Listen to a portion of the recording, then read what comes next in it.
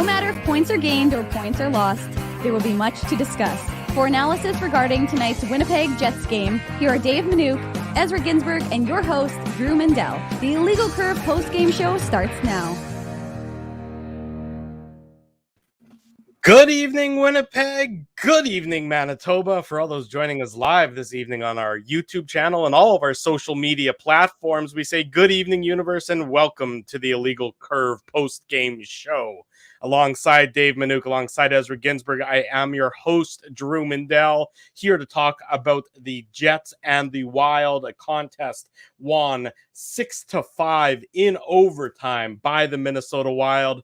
Gentlemen, whatever you want to say about tonight's game, and there's probably a lot to talk about, it certainly wasn't boring. If you want to say that, very late. If you're looking for silver linings and gray clouds, and you're a Jets fan, you can say it certainly wasn't boring. But that being said, the Winnipeg Jets blow a 5-3 lead with 5 minutes to go in the game. They end up losing in overtime. It was a lot tonight, is how I would put it, Mr. Ginsburg. Yeah, I mean, after that first period with the score tied 2-2 and, the Brendan Dillon, Marcus Foligno, Superman punch fight, I mean, I think we knew that this game was going to be a wild finish, right? Pun intended. I don't think we necessarily saw the Jets going up 2 goals. And the thing is, the Jets had a comfortable 2-goal lead, right? Like they score on the power play, Pierre-Luc Dubois, really nice goal. And you're thinking, okay, they've settled in here. And it looks like the Jets, most people watching that game would have said, that game was going to end, probably 5-3, or maybe, Kyle Connor gets the empty net goal. Then obviously, he's out there late with the Wild having the extra attacker, and it looks like Connor's going to score the hat trick, but then of course Scheifele puts it in the net, but then he's offside, so it gives the Wild a little bit of life there. And then the tying goal was, I don't care what anybody says. I mean, that was just fluky. Like Andrew Kopp in front of the net, he can't clear it, and then it goes off of Zuccarello's leg, and then it goes off of Joel Eriksson arm or stick. It might have hit Neil Pionk, who was checking. I think it hit you a couple times there, Mr. Ginsburg. Well, I mean, but it was just, and there were, a couple of goals tonight like that, right? Like, Kyle Connor's goal, the one Andrew Kopp got the assist, the second goal, that goes off of Kopp's skate. Like, it was just one of those nights where the puck was rolling and it seemed like, if it was a half decent shot, it had a good chance of going in, right? And, it wasn't a very good night for Hellebuck. It wasn't a very good night for Cam Talbot either. But this was one of those games, guys, where the Jets just, again, they're having trouble in their own zone. They're having trouble, on the PK. You've given up 6 power play goals now in 3 games. That's just, that's too much. And I think there was a lot to like about this game. Andrew Kopp up on the top line with Mark Scheifele and Kyle Connor. That line was actually really good. They combined for what did they have, 9 or 10 points? Combined, obviously, one taken away, from Scheifele into the empty net. But, that was just one of those games where, it seemed like, the last goal was going to be the winning goal. And, it was just not a very sharp game at times. But I would say that, in the first couple of periods, the Jets controlled play. They got their goals on the power play. So you'd like to see that, but overall, just, I think there was a lot to be desired on the defensive end of the game. Dave, your thoughts on what certainly was a hectic night in St. Paul. Obviously a disappointing result for a Winnipeg Jets team that are desperate for a good result, and certainly had a good result within their grasp with 5 minutes to go and a Vezina Trophy winning goaltender. And, you can say that, whatever you want to say about the tying goal, if the Jets special teams, particularly the penalty kill, if the penalty kill is average tonight as opposed to poor, the Winnipeg Jets probably win the game. Yeah. There's no question about that, Drew. And there's no real excuse. You can't really come up with an excuse, right? As he said, that this is a team that looked like they were in control of the game and should have had the ability to put it out. And look, Minnesota is a better team than they were when the last time the Jets played the Wild 22 months ago.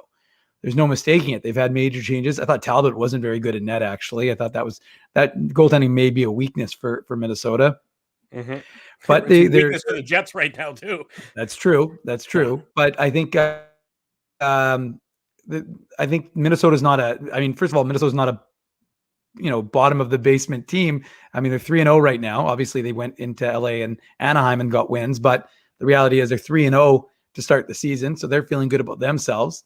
And I thought that the Jets just didn't look like they had it. I mean, there were times Pierre-Luc Dubois had a decent game, and there were some guys who played all right. I mean, you got to think about that play with Adam Lowry, had the ability to get that puck out and on the kill, didn't get the puck out. Wild, keep it in. He didn't have a lot of time. I think Dumbo was the one who stole it back from him. But the reality is, like, that's all it takes is a split second, get that puck out. It changes the way the game looks. So, if you're the Jets, I don't know how you try and find a silver lining on a game where you really should have had 2 points and been able to come back with Winnipeg and say, well, we're facing adversity. Blake Wheeler with the COVID situation, the positive test result, as we found out from the Jets earlier today, that threw them off a little bit. I'm not looking for an excuse. I'm just saying that could have been some sort of, rallying point for this team. And then you say, okay, well, we are going to go into Minnesota, play, a fairly exciting first period from the sense that it was actually a lot better. It was a lot more interesting game. I mean, it didn't look like these two teams hadn't played in 22 months. This looked like a playoff game more than it looked like the third game of the regular season. And so there were things that you would be happy with if you're a Jets fan, if you have seeing the power play actually score, regardless of whether you think the goals were good or not. I mean, the truth is you still got some success on the power play. That's an important thing because you hadn't had it to this game. You had, what were they, 0-10 on the power play, including in the first period. And then they finally cracked it a couple of times. So there was some success on the power play, but to your point, Drew, I mean, it's the PK, which, we've talked about now for a while, that hasn't been good, whether it's Connor Hellebuck or the defenders or everything. I mean, Nate Schmidt putting that puck, the first Zuccarello goal right into the middle of the ice when he tries to kind of whiff at it, and then goes right onto the stick and he puts it past Hellebuck. So there's not a lot to like from that game. I don't think I don't think there's people think we're trying to spin something. I don't think you can spin much. You had a game that you should have won and you didn't win it. So it's hard to say that there was a lot of positives in a game like that. Yeah, that's exactly right. I mean, when you're up 5-3 and there's 5 minutes to go in the game, and allegedly you've improved your defense all off season, it's going to be, Brendan Dillon, I'm not putting the blame on his shoulders, but it was going to be harder for teams to get into the scoring zone around Connor Hellebuck. Well, clearly through 3 games, that hasn't been the case so far. I mean, teams are able to get in there.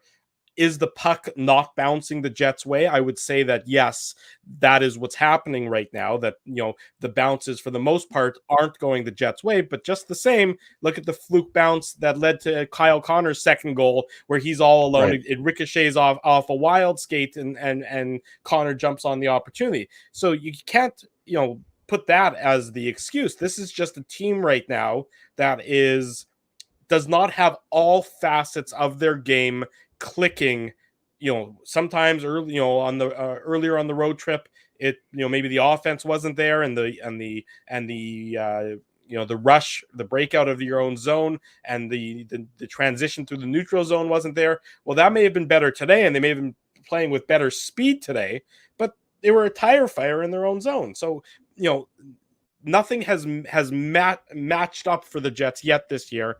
And that is why you lose 6-5. It's why when you had 2 points against the division rival well within your hand, you now you end up losing one of those points, and you're trailing the Wild even further in the standings. There's a lot of warts still on this Jets team that would have looked a lot better had this game ended 5-3 for the Jets. Those warts would have been covered up. Instead, those warts are now glaring in a 6-5 defeat. I just went to Dr. Shep's when I had warts. So, I mean, that's what I did when I was a kid. My dad would just take me to Dr. Shep's. But the Jets obviously had their offensive game going tonight. And I agree with Dave. I mean, guys, you got 1 point on a 3-game opening season road trip, right? Like, that's not very good. And you should have easily, had those 2 points. So, first off, the Wild are a good team. Like, if people didn't watch them a lot last year, they were only 7 points behind the Colorado Avalanche and the Vegas Golden Knights, right? Like, let's not forget that they took to 7 exactly. games. They took the Golden Knights to 7 games in the first round. So this Wild team, I mean, I don't know how much better they are from last year. It's a very similar team, right? Like you swap out, Ryan Suter for Alex Goligoski, and obviously they lost Carson Soucy. So you've got some new defensemen like, Dmitry Kulikov and John Merrill in the lineup. But I mean, it's essentially the same team, guys. Let's be honest. I mean, the goaltending, is the same, right? So like, I don't think that, the Wild are necessarily, the best team in the Central right now. I think, probably Colorado, Winnipeg 1-2. But the point is, like, I'm not sure about Winnipeg right now. Well, the line of Kirill Kaprizov, Matt Zuccarello, and Joel Eriksson, they're a lot to handle, right? And I think that's what you saw tonight. I mean, it was the Jets' top line producing, and it was the Wild's top line producing, and it was a gunfight. Like, let's be honest here, guys. Like, it was back and forth. It was physical hockey, and the Jets just couldn't finish it off. And we go back to it's a tie game going into the third period, and the Jets have the 2-goal lead, but.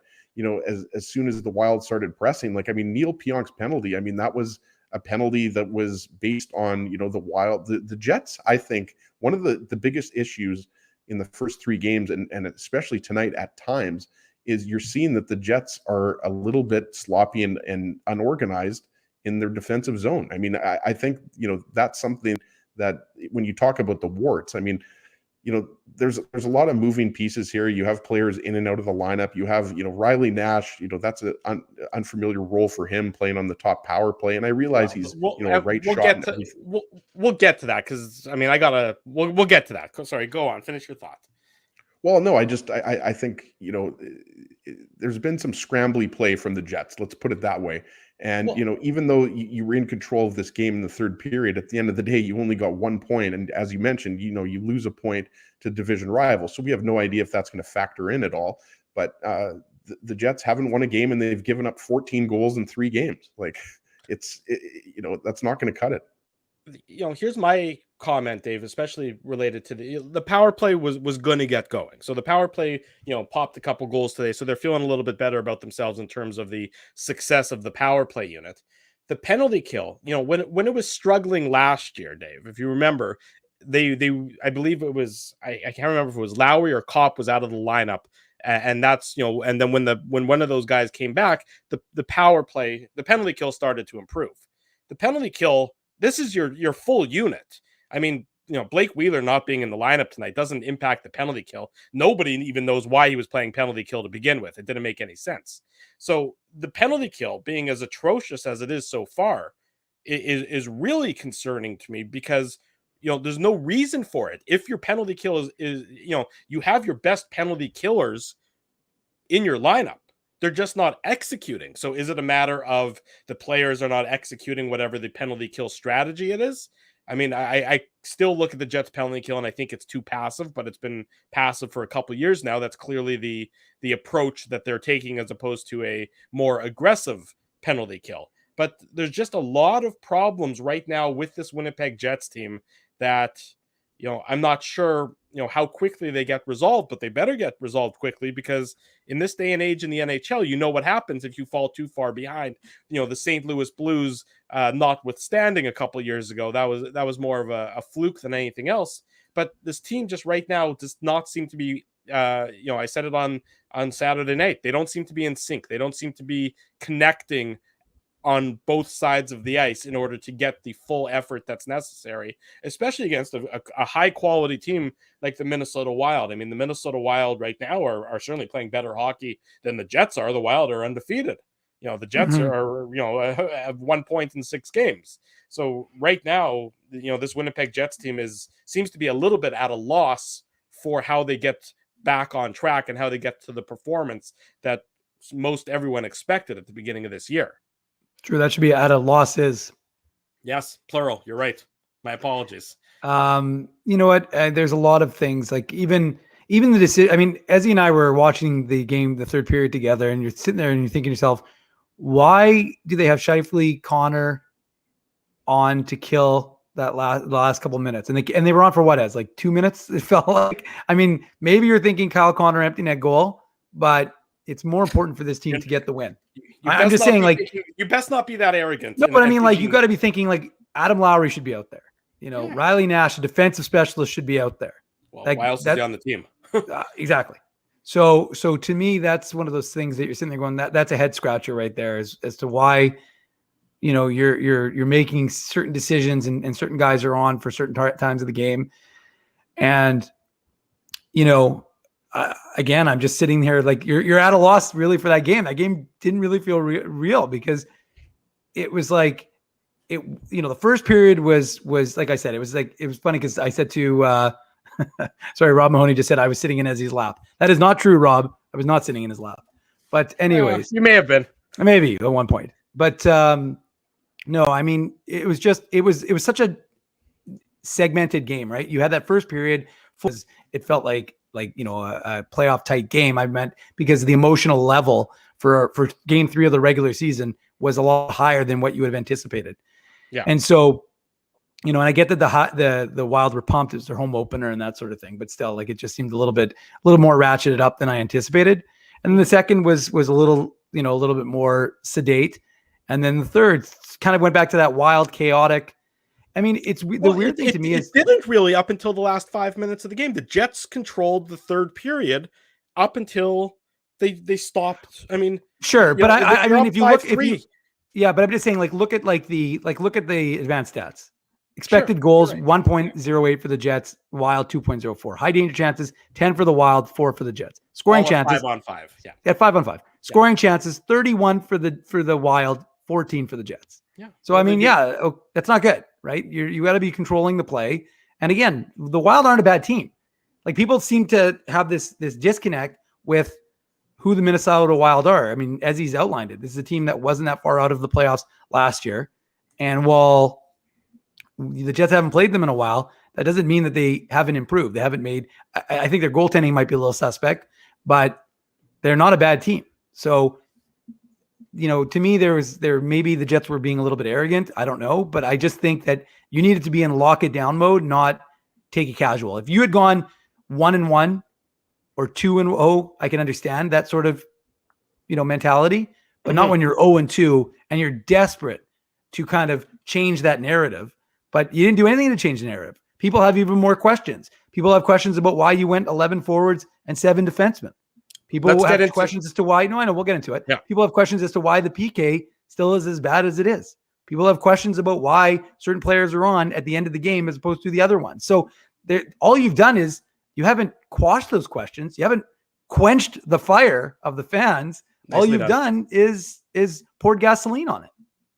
Tuesday night, you're watching the Illegal Curve post-game show. Drew Mandel, Dave Manouk, Ezra Ginsburg with you. We're talking about the Winnipeg Jets. They lose their third in a row, this one in overtime, 6-5 at the hands of the Minnesota Wild. They return from their opening 3-game road trip looking for a W in the win column. Their next opportunity will come Thursday night and their home opener against the Anaheim Ducks. Dave, you mentioned the questions. And I was fortunately a little bit, as they say, out of pocket earlier today. But some of the decisions that Jets head coach Paul Maurice made with regard to his lineup and the deployment of the lineup, I think were bewildering, would be the word that I would use. And that's even before we saw tonight's result. Riley Nash on your first power play unit. I just don't know how that makes any sense. I don't know, given the roster of players that, okay, but did he, Riley Nash at this point in his career is not a guy that has played power play time, anywhere recently. No, I'm obviously joking, but that is the reason why he's on the power play, right? Because your other options are left shots. So that is the reason. But to your point, Drew, he's not a guy. When you look at all of the skilled forwards that the Jets have, he's just not. He would be at the bottom of the list, right? Like, I would rather have Evgeny Svechnikov or Jansen Harkins on the power play than that. All due respect to Riley Nash, right? Talk about with the great shots, right. Christian So that's why he was on the top power play unit, because he's a right shot. The Jets scored 2 power play goals tonight. Like, that wasn't the problem. The power play was not the problem. The penalty kill was the problem, and the Jets making costly turnovers and mistakes in their own zone. Like, look at I'm not sure if it was the third goal or I think it was the third goal that Zuccarello scored in the second period. Mark Scheifele has the puck on the boards. And I believe, if I'm not mistaken, it was Joel Eriksson Ek that kind of poked the puck, took the puck from him. Like Scheifele should have been able to, either skate the puck out himself or make a breakout pass. And, it results in a Matt Zuccarello goal, right? And we talked about some of the other turnovers and some of the, the PK blunders. Like that's the issue here, guys. Like, think about that, 14 goals in 3 games, right? Like, if my math is correct, that's almost 5 goals a game. And, that is the issue to me. So yeah, I agree with you, Drew. Like, that's puzzling. And, I imagine you're also going to want to get into, the fact that they went 11 forwards and 7D, something the Jets don't do a lot. And Nate Beaulieu had very little impact on the game. Very little impact. The Jets, by dressing 11 and 7 in that manner, how many minutes before, without looking, how many minutes do you think Nate Beaulieu played? Less than 10. 4. I was going to say under 5. 4 minutes. He played 4 minutes. He had 7 shifts in tonight's game. You basically, with that decision, gave up a roster spot. I mean, you basically played shorthanded one player. Not that, Svechnikov only played 607 as well. So think about what you've done in the course of how you've deployed your players tonight. Like, that is, why did Nate Beaulieu need to be in the lineup tonight? And I know that, Cole Perfetti for a lot of people is the second coming. And I get that he's the shiny new toy and he's got all the talent in the world. But you can't tell me that Nate Beaulieu playing 4 minutes is a better decision than playing Cole Perfetti however many minutes he would have been in the lineup, or even somebody else altogether if you want to call up somebody to replace Blake Wheeler. I mean, you're not really going to do that. You're not going to call up David Gustafsson. Well, they actually remember they couldn't because of the salary cap situation. Right, exactly. So, I mean, that's a non-starter. But you can't play Nate Beaulieu for 4 minutes. I just don't understand that. I mean, the Jets so rarely play 11 and 7, and it's because every time that they have, and they've only done it, if they've done it more than 3 times under Maurice, that would probably be a lot. Every time it happens, he ends up not playing that 7th defenseman at all. So you're basically playing 11 and 6. I just don't understand what the logic would have been pregame. You're sitting in the coach's room, what he's sketching out and what he's envisioning in his mind that leads him to being 11 forwards and 7 defensemen is the better option rather than a 12 forward 6 defenseman with one of the 12 forwards being Cole Perfetti. I mean, even if it's his last game in the lineup, and again, I'm not saying Cole Perfetti, like I said, was good in his first game. I would describe him as not really noticeable in the second game. I mean, he might go back down to the Moose when they come home after this road trip, but give him that third game. I mean, you can't be that concerned that you're about burning his entry-level contract at that point in time, or burning a year off his entry-level contract. Just the decision to go with Nate Beaulieu for 4 minutes on your back end tonight, just it's inexplicable to me. It's, I just can't wrap my brain around the logic that went into that decision. Yeah, and the thing is, like, if you're going to be dressing 7 defensemen, it's either because someone in your top 6 is injured and you intend on, evenly distributing those minutes, right? Like, meaning like you're going to take some of the minutes away from, in theory, it would be your third pair, right? And I'm sure Paul Maurice is going to be asked about it, guys, after the game, and hopefully we're going to be able to play it during the post-game show. So I'm sure Paul Maurice is going to have an answer. He knows that he's going to be asked about it, right? Because we talked about this, a couple of years back. Teams like the Tampa Bay Lightning have often gone with, 7 defensemen and 11 forwards. Like, they don't do it every game, but they do it, let's say, a third of the games, less than half the games. And the Jets are not a team that does it very often. So it's curious when you have a player like Perfetti, who's played pretty well. I agree, Drew. Like, is the first game against Anaheim was a stronger game than, the last game against San Jose. But when you're only going to play that your 7th defenseman 4 minutes, it kind of defeats the purpose, right? Like, yeah. And Beaulieu, and sure, the game, there is the score effects, right? Like, if this was a game in which the Jets, let's say, had a 2-goal lead for the majority of the game, then Beaulieu is going to get in there a little bit more. But then, are you just giving him those minutes because you happen to have an extra defenseman? Like, so, obviously Lowry was, kind of, he was centering both the third and the fourth lines, right? With Svechnikov and Nash on the fourth line, and then Vesalainen and Harkins on the third line. So yeah, just sort of constantly cycling through guys. But it just didn't. He played 4 minutes. Beaulieu didn't have an impact on the game, and it was curious. I probably would have given Perfetti, a third game. And again, we'll have to wait and see. I'm not going to get inside Maurice's head and try to figure it out. It was very curious. It was not something that any of us expected. And I think the biggest issue is that you didn't really replace Wheeler's role in the lineup, right? Like, if anything, you would want that extra forward, so that you could have, some fresh legs with Wheeler out on the power play. So, we're going to just have to wait and see what Maurice was talking about. But it goes back to what I was saying before, Dave. Like, that's probably the biggest concern for me through these first 3 games. If you want to look at them, kind of at a macro level, is that, the Jets have some things to figure out. Like, they're going to have to figure this out. They're obviously not going to have that many, practices between the next game because the home opener's on Thursday night. But, the Jets play on the defensive side of the puck. To me, it's got to be better. Yeah, and I think the idea, there's also and we're seeing it in the chat, and I agree. I mean, when we've talked about it, this idea of having a top 6 and a checking third line has got to be replaced with a top 9 and a checking line. And you just have to get it out of your head, because you need to get scoring from all across the board, and you need a defensively sound hockey team, which you don't have right now. And look, you can't give up 6 goals in a game, or 5 goals in a game, or 4 goals in a game very often and expect to win. And the truth is, there weren't a lot of bright lights in tonight's game. I mean, you can say that there was, the offensively, it's good that you got Kyle Connor going. He's got 3 goals to start the season. Andrew Kopp with some production there, but there's not enough guys playing for 60 minutes. And almost every guy made a mistake. Like, that's the thing. There were so many mistakes.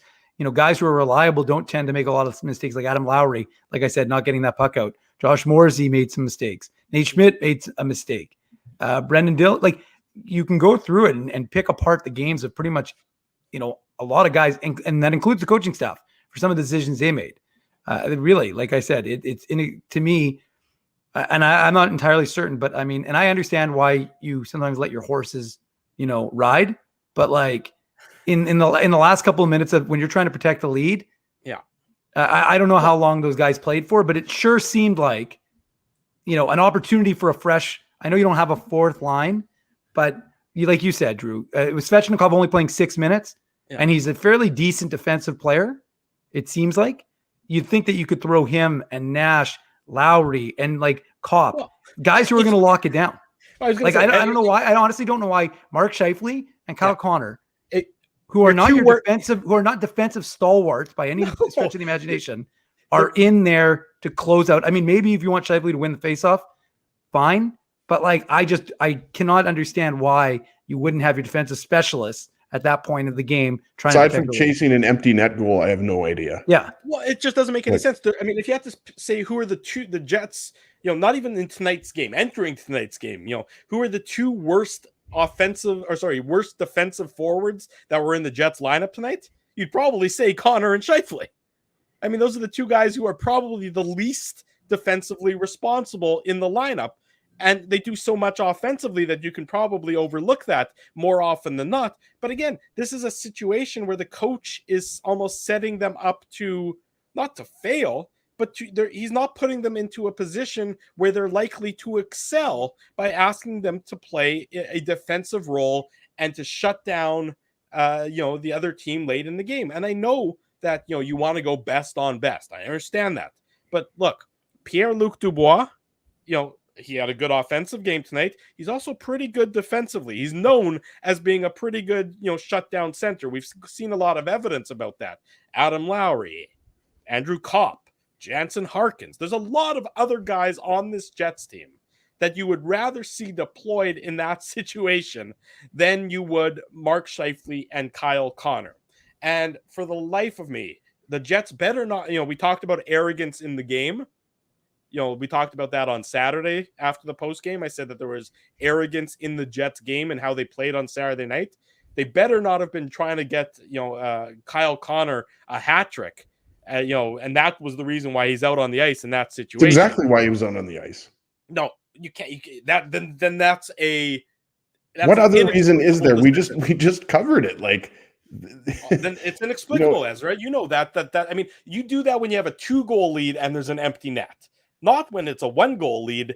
And I mean, if that's the reason, and we, I mean, I haven't listened to Paul Maurice's post game availability yet, and we'll bring that to you coming up in a couple minutes after the commercial break here. So stay with us on the IC post game show here. But I don't know if he addressed it, but if that was the reason, then he's not going to say that, guys. I know he's never going to say that. I mean, Paul Maurice is, people could hate him and want him to be fired, and I understand the anger towards him. But let's be realistic. I mean, the guy knows how to handle questions post game, and just watch his post game. Well, no, I mean, watch when he's asked a question, he'll start to answer it before especially if he wants to direct it.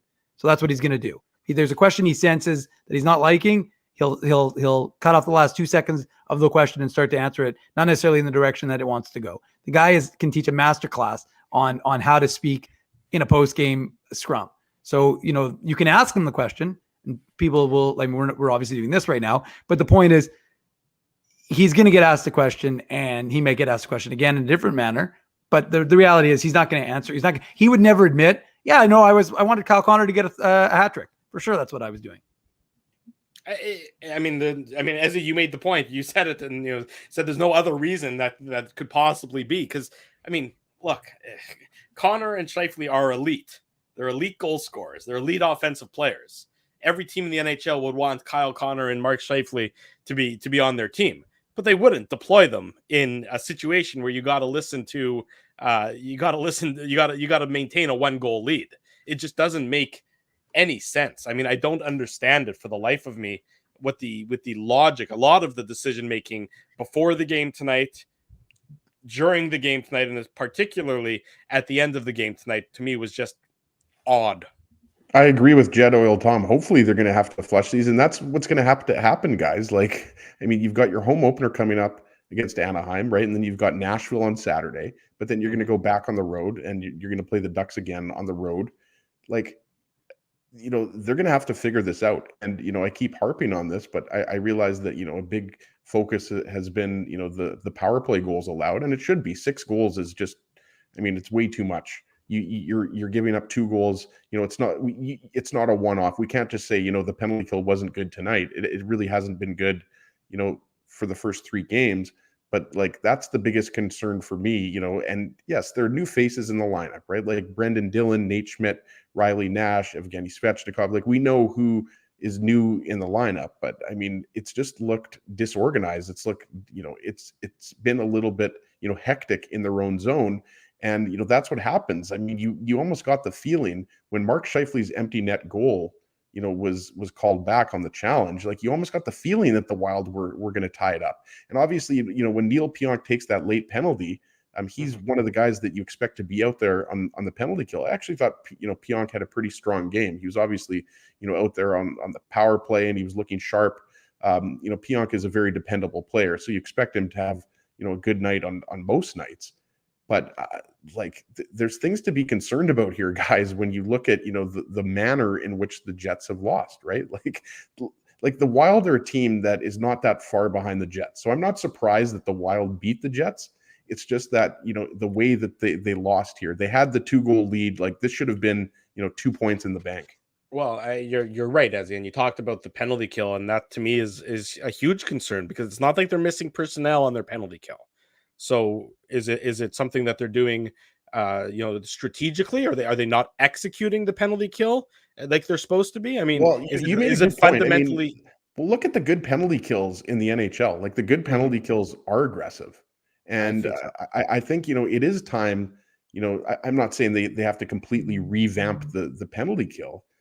But if you're giving up this many goals this early in the season, why would you keep doing what you're doing if it's not working, right? So I think the Jets, you'd have to think the Jets are going to make some adjustments before their game Thursday night against Anaheim. Say whatever you want about Anaheim, but Anaheim is, they've got some skilled young players, mixed in with some of those kind of familiar players, like Ryan Getzlaf and Ricard Raquel, those types of players.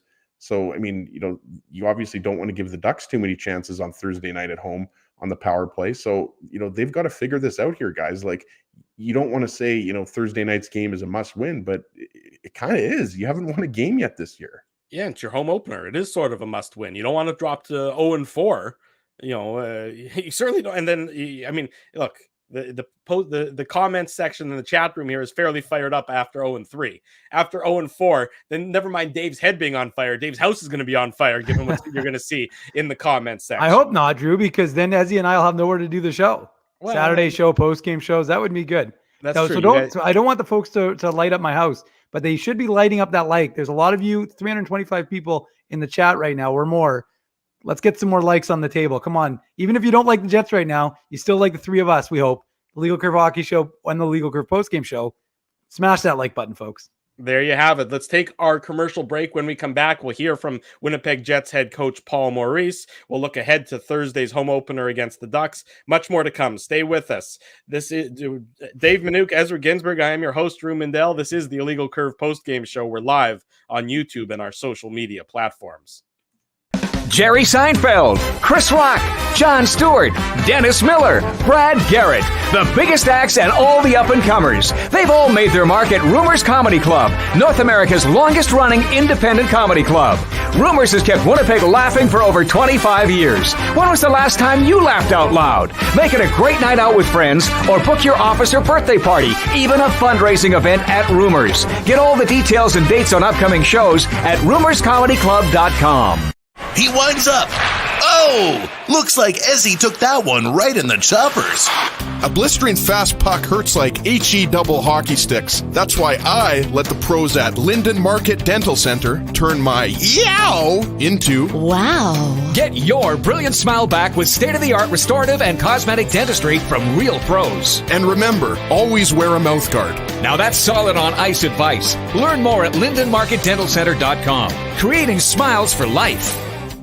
So you're a pizza person, you married a wing person, but somehow your kids are salad people. You can't pick your fam, but you can pick your BP meal deal, starting from $18.99 for takeout or delivery at bostonpizza.com.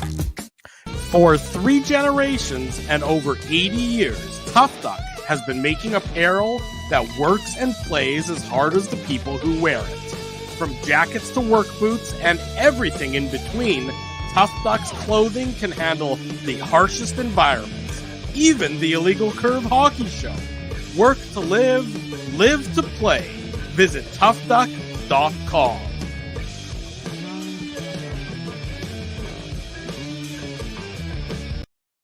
Tuesday night, about 10 minutes before the top of the hour. Welcome back to the Illegal Curve post-game show. Dave Minuk's head's on fire. Ezra Ginsburg's got a giant IC circle behind him, and I am your host, Drew Mindell, talking about the Winnipeg Jets' defeat at the hands of the Minnesota Wild, 6-5 in overtime tonight in downtown St. Paul. I hope you took the over if you were gambling on tonight's game, but also I hope that you weren't gambling your kids' college fund. That would also be a bad move in tonight's contest. Winnipeg Jets head coach Paul Maurice met with the media a short time ago. Let's hear from the Winnipeg Jets head coach as to what he had to say following tonight's defeat at the hands of the Minnesota Wild.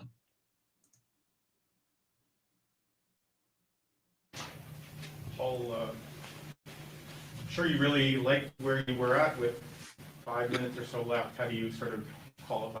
No, I liked it till we were offside on the empty net. That's a hard fought, good battle game on the road. Like big chunks of it. Didn't like that last minute and a half. The offside there, I mean, we'd look and say, geez, you got a lot of time to make the play, but that's looking at it after the fact. I don't have an answer for you. Yeah. A lot of people say, geez, that's not what the spirit of the rule was. The rule wasn't brought in to take those goals off, but it's black and white, right? I wasn't arguing the call. Can you put into context just the size of that emotional swing to go from that moment to the end compared to maybe some of the other things you thought? No, I mean, it's been an eventful first 3 games, and we got lots of room to get better. We got some good things going, but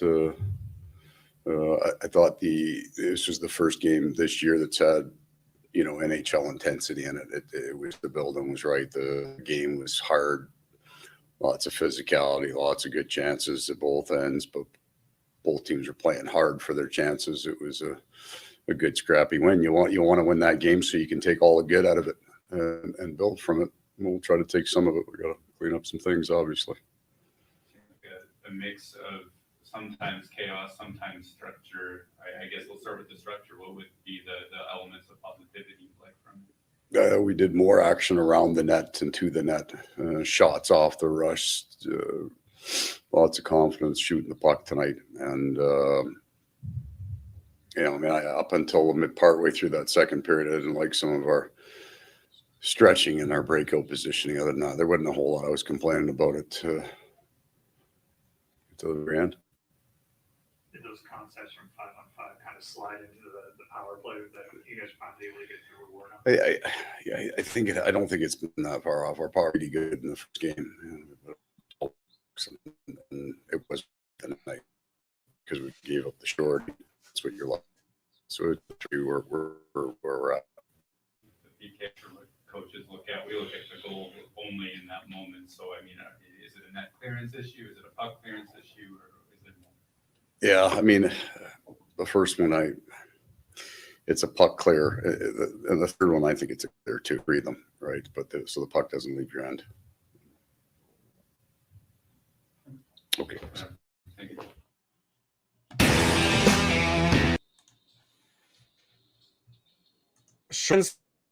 Winnipeg Jets head coach Paul Maurice addressing the media after tonight's loss to the Minnesota Wild. He said that there were some good things that he liked. Obviously, there were some things he didn't like, and now it's a function of how do they clean up those things. How do they move past tonight's defeat and get ready for Thursday night against the Anaheim Ducks team that, if they don't have John Gibson in the lineup, you certainly know that they're going to be unhappy about that. And the Jets, this is their home opener. They're obviously going to be without their captain for the next number of games and we wish Blake Wheeler nothing but the best. And hopefully it'll be a quick recovery from COVID. So for all those who thought that that wouldn't rear its ugly head this year, obviously that's wishful thinking. But, that's where the Winnipeg Jets are at. They need a good victory. They need a clean victory come Thursday night against the Ducks. One where there's, where those of us really can't nitpick too heavily, where they dominate in all facets and they just look like the team we expected them to look like during the course of this season. How is there not one question about the 11 forwards and 7 defensemen? Do I have to go in there and show them, how to ask some questions? Obviously I'm joking here, guys, but that would be an obvious question for me, right? How many times have we seen that over the years, right? Ezzy, you're not allowed to ask questions anymore after your exchange with John Tortorella. Yeah, that might be the case, but and obviously that's not a knock on Murad or Mike. They're good friends. It's not just them that have to ask that question. But that would be something that I would like to know, why that decision was made the third game of a road trip against a team that's, a big rival of yours in the Central Division, right? So, we obviously, all the questions that were asked, the answers, I didn't really take much from, that post-game press conference. What's Paul Maurice going to say about that challenge, right? It was offside. We all saw it. It was clearly offside. And, so that goal should have, been disallowed. I don't know. I always find it curious, what is a coach supposed to say? That wasn't a controversial call, right? If it's a controversial call, maybe we want to hear what Paul Maurice has to say there, but it was offside. I would really like to know why, Mark Scheifele and Kyle Connor were on the ice for 2 minutes there. That's not who you want out there, right? Scheifele and Connor had good games, right? They both showed up multiple times on the score sheet. But I want Adam Lowry, I want Andrew Kopp out there, I want Riley Nash, I want Jansen Harkins out there. I still don't know what was going on there, but at the end of the day, guys, the Jets need a clean victory, as you just said, Drew, and the Jets need to clean up, their defensive game. They just have looked, too sloppy at times in their own end. Like there's things that you like to see. Like I love Brendan Dillon's physicality. Like he's thrown his weight around. He's having an impact, on the game. But it goes back to what we said, 14 goals in 3 games. Like that's just not going to be good enough if you want to be an elite team in the Central. Mm-hmm. They have to shut it down in their own zone. And their next opportunity is clearly on Thursday night against the team that, well, you thought you were better than, at the start of the season. We know that what happened in game 1 is that they weren't better than the Anaheim Ducks. So can the Jets, remember back, 8 days ago and not play with the arrogance and not play and do the little things, have the attention to detail that has been lacking from a lot of the Jets games through the first for the first 3 contests this year. It's the attention to detail, it's the little things, it's clearing the puck when you're shorthanded, make sure that puck gets all the way down the ice so you can get the reset and everything else. Things of that nature, just the little things that it's the little things that have ended up costing them so far in a lot of these games, especially tonight. And tonight, you had the offense do what was necessary, but your little things, your attention to detail, the decision. I mean, and it's not just the players, the coaching staff, the decisions from Paul Maurice deserved more scrutiny than we saw tonight. I mean, there's no reason in my books to go 11-7. There's no reason, as we've outlined, to have Scheifele and Connor out on the ice at the end of the game. They do need to be better in all facets. And you're 3 games into the season, and if you're going to struggle, this is the time to do it. As long as those struggles don't go any more than 3 games. The adage in the NHL is you can't go 3 games in a row not earning any points. That's when you're really in trouble. If you go 3 straight games with goose eggs. Well, they haven't gone 3 straight with goose eggs. They did get the point in tonight's contest. So you can say, okay, maybe that's a start of something good. But the 2 points were in hand, and you can't feel anything else tonight other than you've left a point. You've left a point on the table, and you've given a chief rival 2 extra points that they didn't deserve, that they didn't need to have through 55 minutes of tonight's game, Dave. Yeah, and I think probably if you're looking for a positive, maybe it's that it was a collective team loss from the coaching staff to the goaltender to the players. Everybody you're not sitting. Better. Yeah, I think maybe if that's it, it's that you hit rock bottom in game 3 of the season. Of course, wait till game 4, but perhaps that could be your half full perspective, is that everybody was collectively terrible. So. Yeah, I mean, look, Connor Hellebuyck has to be better. Connor Hellebuyck doesn't look like the Connor Hellebuyck we're used to seeing. Is he still dealing with some of the effects of having, COVID late in August? And I'm not trying to make excuses for him, but clearly it impacted the way he was training and the way he was getting ready for the season. So we'll see. I don't know, but he just doesn't look to be the same Connor Hellebuyck we're used to seeing, with some of his rebound controls. He made some beautiful saves, don't get me wrong. So, I mean, there was flashes of the Connor Hellebuyck we're used to seeing. But there was, there were warts, a word we've used quite a few times throughout the course of this broadcast, in his game tonight. And I think that, the defense, we've gone through it, boys, right? Like the team collectively didn't play a good game. I mean, and the crazy part is you didn't play a good game and you could have won. Yeah. But the reality is you didn't play a good game and you lost. So people wanted to burn it down. And I understand the frustration, right? Like this is, it's ironic, right? Blake Wheeler said, what did he say? The preseason predictions aren't worth shit, or whatever's written on paper isn't worth shit. Well, That's true, I guess. That's a good point, because so far through the first 3 games, the prognosticators who predicted big things for this Jets team. And again, as I said on Saturday's show, you don't start to lose your mind till 10 games in. That's really when you're going to have kind of a good enough sample size to be able to see what this team is all about. Well, I'm not saying this team is going to be 7-3 by game 10. But I'm just saying that we'll see what this team looks like if they can turn it around. And that's kind of like, and if you can, it'll be interesting. If you can't, there's going to be even tougher questions for the Jets to have to answer.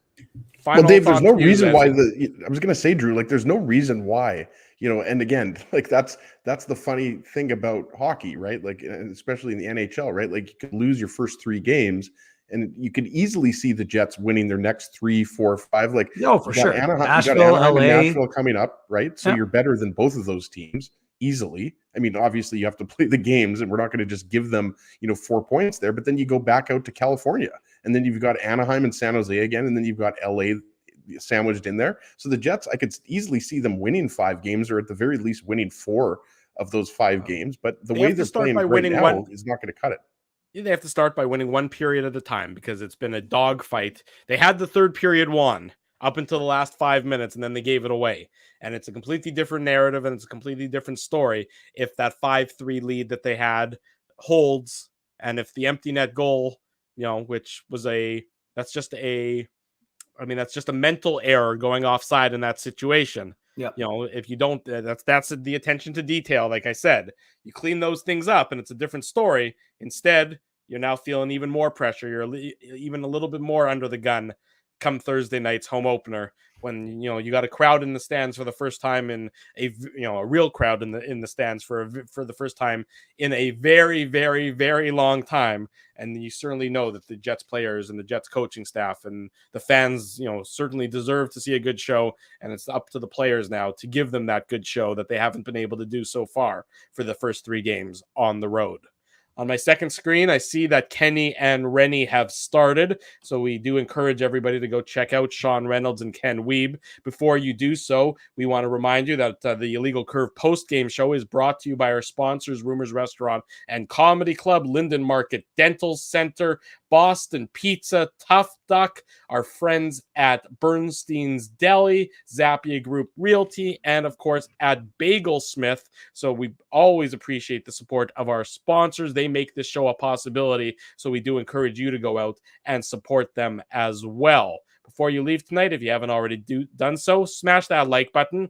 If you haven't yet subscribed to us on our YouTube channel, do so. Ring the bell. We go live each and every time the Winnipeg Jets play. After each and every Winnipeg Jets game, we bring you the Illegal Curve post-game show. And then Saturday mornings at 9 a.m., of course, the weekly Illegal Curve hockey show. So there's a ton of content coming out from us, also available on illegalcurve.com. That's on our website. And a little sneak peek for you folks. I've seen some of the great Illegal Curve merchandise that is set to be available later on this week. Let me tell you, I hope you've all saved your money, because it's going to be good. You're going to want to, whip out that credit card, whip out that debit cards, crack open your kids' piggy banks, by whatever it takes.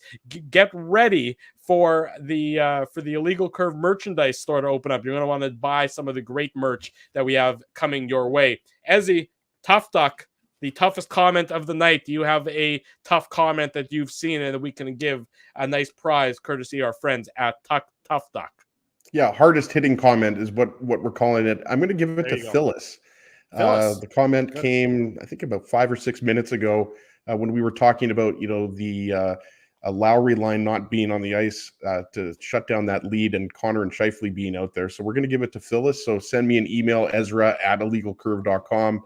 And we are going to get you a complimentary toque from Tough Duck. There you go. Phyllis, congratulations. Again, get in touch with Ezra. If you're on Twitter, you can DM him at ICSEG. Here's the comment right there. I think I found it.